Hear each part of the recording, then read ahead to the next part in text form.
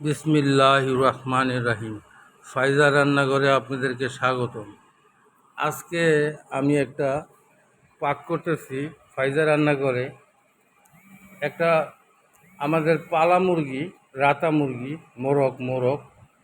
আপনার মোরগটা হয়েছে 2.5 কেজির উপরে ওজন ছিল। এখন যে 1 কেজি আমি বাদ দিই তাহলে তাও 1.5 কেজি তো টিকছে। এই মোরগটা অনেক বড় একটা মোরগ। হ্যাঁ, আমার বনে পালতো মোরগগুলো আমি দিছি পালতে। আবার আমার নিজেরও কিছু মোরগ আছে। তো এই যে দেখেন আমি হাতে মাইখা, এই পাকটা একটু অন্যরকম, আনকমন। আপনারা হয়তো সচরাচর সবাই পাকান, কিন্তু এটা দেখেন আমি এই যে মশলাগুলো আমি নুন দিয়ে দিছি, আমি এই যে হলুদ দিয়ে দিতেছি, 1.5 চামচ হলুদ দিমু। হ্যাঁ, মরিচ দিমু। আর আমি লাস্টে নামানোর আগে আগে আমি গোলমরিচ আর জিরার ফাঁকি দিমু। এই যে দেখেন এখন নর্মাল জিরাও একটু দিয়ে দিয়েছি আর গরম মশলা এগুলো আমি দিয়ে হাতে মাখমু সুন্দর করে। হাতে মাইখা আমি এখানে বুটের ডাল, মুগ ডাল, মসুরির ডাল, 3 পদের ডাল একসাথে দিয়া মাখমু।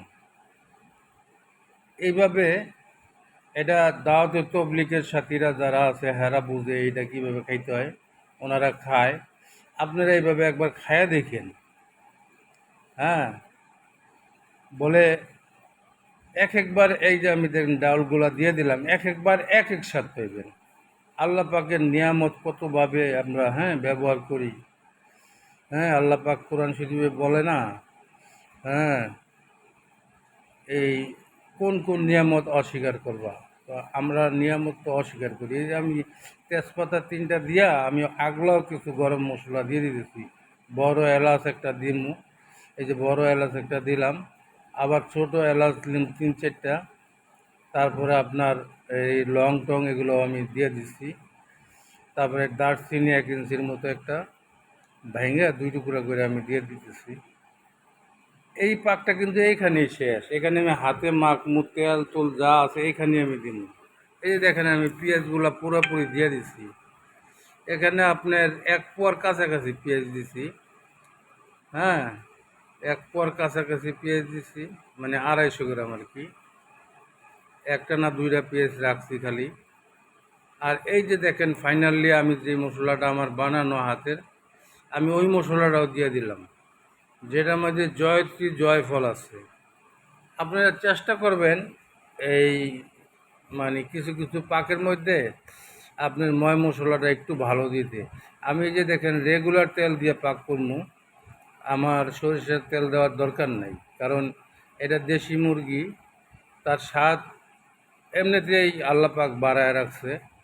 হ্যাঁ, আর আমি তেল দিচ্ছি আপনার 1.25 কাপ। হয়তো অনেকে 1 কাপ দেন, কিন্তু আমি একটু কম দিছি, 1.25 কাপ কি আধা কাপ। আধা কাপ তেল দিছি, আধা কাপের চেয়ে একটু বেশি আর কি তেলটা দিছি। এই যে দেখেন আমি ভালো করে এটারে মাইকা, হ্যাঁ, আমি ম্যারিনেশন করে 1 ঘন্টার জন্য রাখছি। রাইখা এরপরে আমি চুলায় চড়াই দিছি। চুলায় চড়াই দিয়া এই যে আমি এখন আমার অ্যাসিস্ট্যান্ট ডাকতেছি, এই যে ম্যারিনেশনে দিয়া পরে ওইখান থেকে আমি চুলায় এসে পড়ছি। এই যে দেখেন চুলার মধ্যে পানি দিছি, প্রথমে একটু হালকা পাক করছি, আবার আমি কিন্তু ডালগুলো একটু ভাইজাও নিছি।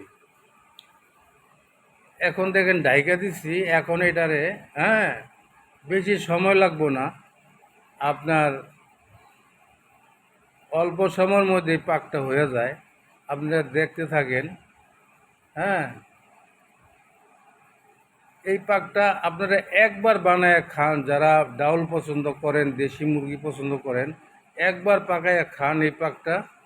হ্যাঁ, আল্লাহর রহমতে এই যে দেখেন পাকটা আমি ঢাইলা ফেলাইছি। হ্যাঁ, আমার গেস্টও আইছে, আমি ভালো ভালো বলে পাক করি এরম শুই না আইছে। আসার পর ভাগ্য ভালো, ইন্দিমিটে আইসা দেখে আজকে একটা নতুন পাক করছি। তো আমার গেস্টকে আগে দিছি খাওয়ার জন্যে। তো আমার গেস্ট এখন খাইতেছে। এই যে আমার শীতল পাটি, আপনারা সব সময় দেখেন আমি শীতল পাটিতে বসেই খাই। হ্যাঁ, আমি শীতল পাটিতে বসেই মশলাগুলো আমি মাখছি, ডাউল মাখছি, সব মাখছি। দেখতে আপনি তরকারি এরকম আকর্ষণীয় দেখবেন না, কিন্তু এটা খাওয়ার মধ্যে হচ্ছে মজা। হ্যাঁ, এই যে আমার গেস্ট খাইতেছে, দেখেন মেহমান। হ্যাঁ, মুখে দিতেছে। তো আপনাদের কাছে ভাই দোয়া করি, দোয়া চাই, মাপ করি, মাপ চাই। দুনিয়া ক্ষণস্থায়ী, আখেরাত চিরস্থায়ী। এই দুনিয়া একদিন আমরা ছিলাম না, এখন আছি, একদিন থাকবো না।